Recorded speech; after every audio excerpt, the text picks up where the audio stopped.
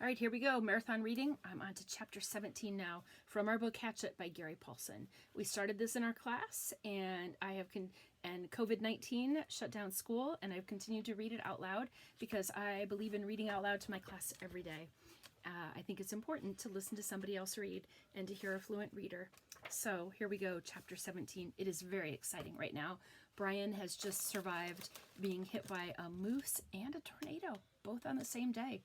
And the next morning when he woke up, he could see something yellow sticking out of the water because the lake got hit by the tornado too. And that was part of the plane. He could see the tail of the plane. All right, chapter 17, here we go. He turned back to his campsite and looked to the wreckage.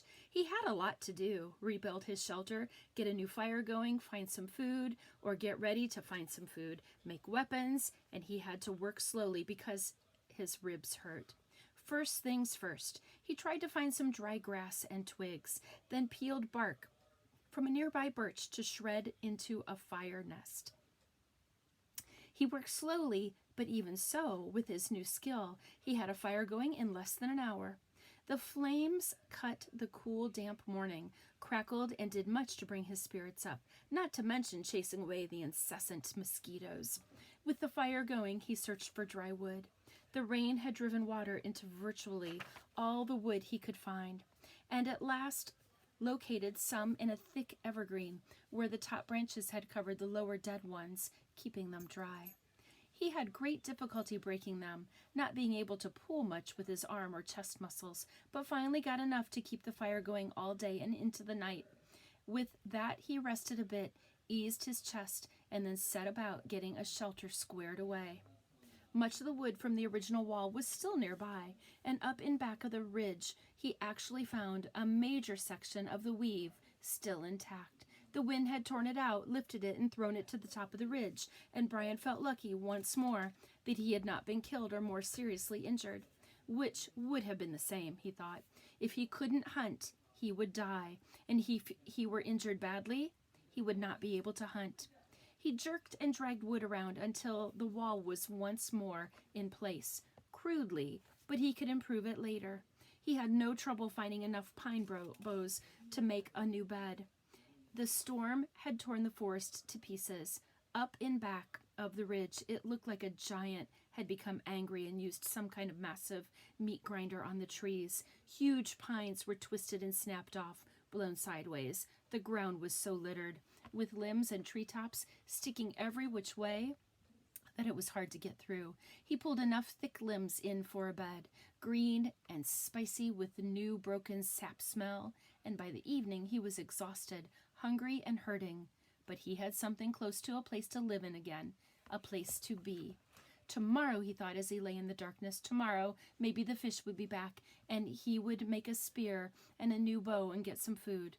Tomorrow he would find food and refine the camp and bring things back to sanity from the one completely insane day.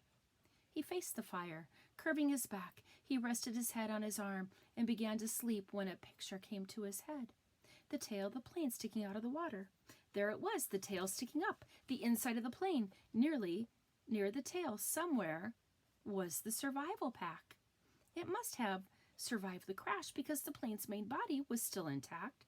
That was the picture, the tail sticking up and the survival pack inside, right there in his mind as he dozed. His eyes snapped open. If I could get at that pack, he thought. Oh, if I could get the pack. It probably had food and knives and matches. It might have a sleeping bag. It might have fishing gear. Oh, it must have so many different things. If I could get that pack and just get some of those things, I would be rich. So rich, if I could get to that pack. Tomorrow. He watched the flames and smiled. Tomorrow, I'll see. All things come tomorrow. He slept deep and down with only the picture of the plane, tail sticking up in his mind. A healing sleep. In the morning, he rolled out before true light. In the gray dawn, he built up the fire and found more wood for the day, feeling almost chipper because his ribs were much better now. With camp ready for the day, he looked to the lake. Part of him half expected the plane tail to be gone, sunk back into the depths, but he saw that it was still there. Didn't seem to have moved at all. He looked down at his feet and saw that there were some fish in his fish pen, looking for the tiny bits of bait still left from before the wind came. He fought impatience to get at the plane project and remembered sense, remembered what he had learned.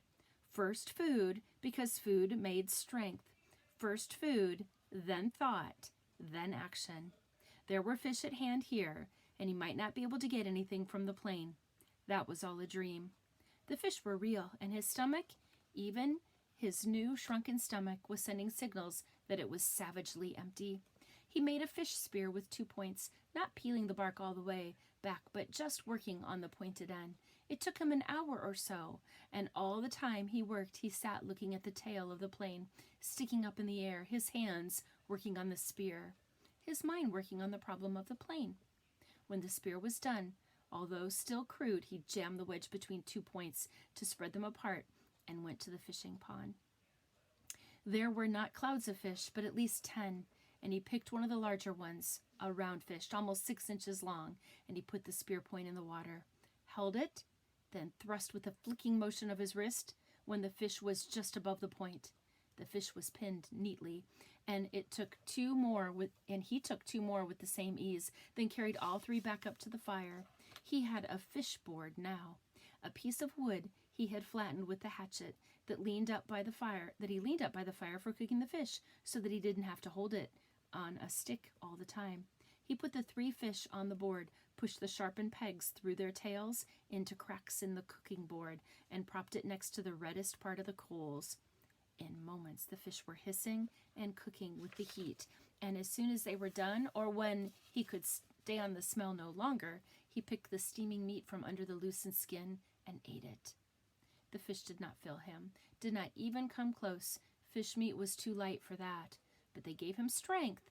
He could feel it moving into his arms and legs, and he began to work on the plane project. While making the spear, he had decided that what he would have to do was make a raft and push paddle the raft to the plane and tie it there for a working base. Somehow he would have to get into the tail, inside the plane, rip or cut his way in. And however he did it, he would need an operating base of some kind, a raft, which he found ruefully was much easier said than done. There were plenty of logs around. The shore was littered with driftwood, new and old, tossed up and scattered by the tornado, and it was a simple matter to find 4 of them about the same length and put them together. Keeping them together was the problem. Without rope or cross pieces and nails, the logs just rolled and separated. He tried wedging them together, crossing them over each other. Nothing seemed to work, and he needed a stable platform to get the job done. It was becoming frustrating, and he had a momentary loss of temper, as he would have done in the past, when he was the other person. At that point, he sat back on the bench and studied the problem again. Sense. He had to use his sense. That's all it took to solve problems, just sense. It came then. The logs he had selected were smooth and round and had no limbs. What he needed were logs with limbs sticking out. Then he could cross the limbs of one log over the limbs of another and weave them together, as he had done his wall, the food shelf cover, and the fish gate. He scanned the area above the beach and found 4 dry treetops that had been broken off by the storm. These all had limbs, and he dragged them down to his work area at the water's edge and fitted them together. It took most of the day. The limbs were cluttered and stuck out any which way, and he would have to cut one to make another fit, and then cut one from another log to come back to the first one. Then still another from a third log would have to be pulled in. But at last, in the late afternoon, he was done, and the raft, which he called brush pile, one for its looks, hung together even as he pulled it into the water off the beach.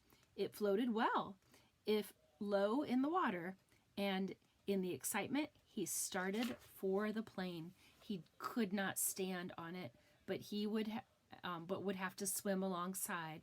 He was out to chest depth when he realized he had no way to keep the raft at the plane. He needed some way to tie it in place so that he could work from it.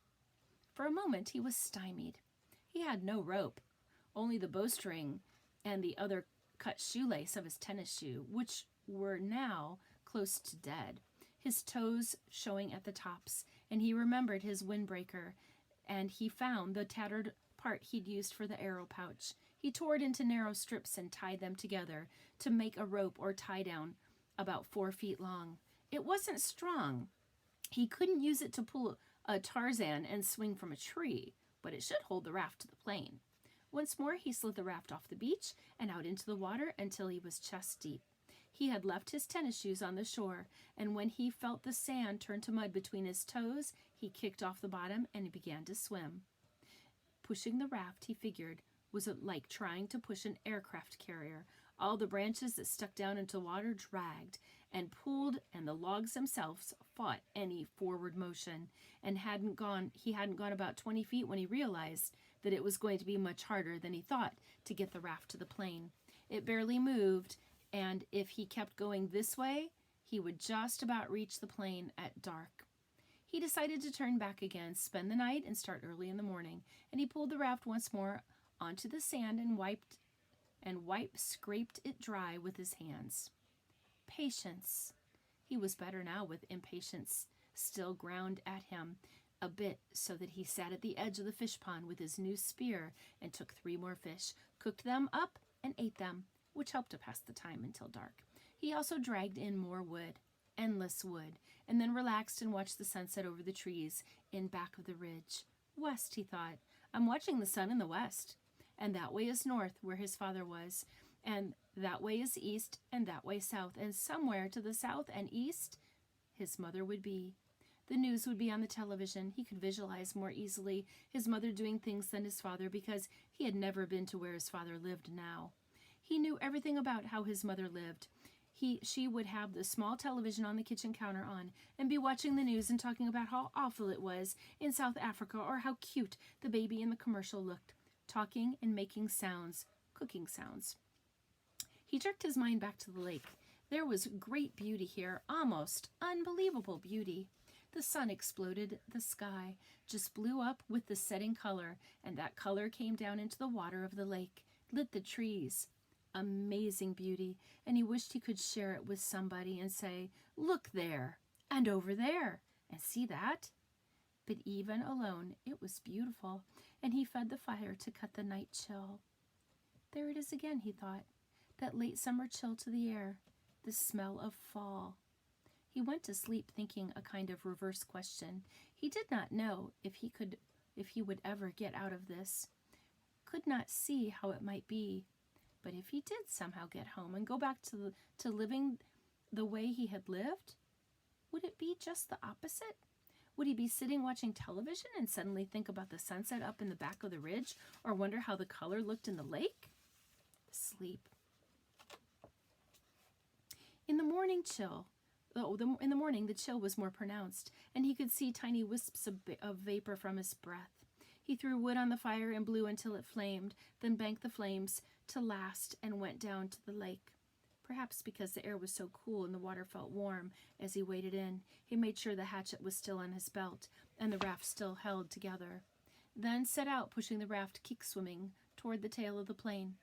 As before, it was very hard going. Once an eddy of breeze came up against him. He seemed to be standing still, and by the time he was close enough to the tail to see the rivets of the aluminum, he had pushed and kicked for over 2 hours. He was nearly exhausted and wished he'd taken some time to get a fish or 2 and have breakfast. He was also wrinkled as a prune and ready for a break. The tail looked much larger when he got next to it, with a major part of the vertical stabilizer showing, and perhaps half of the elevators.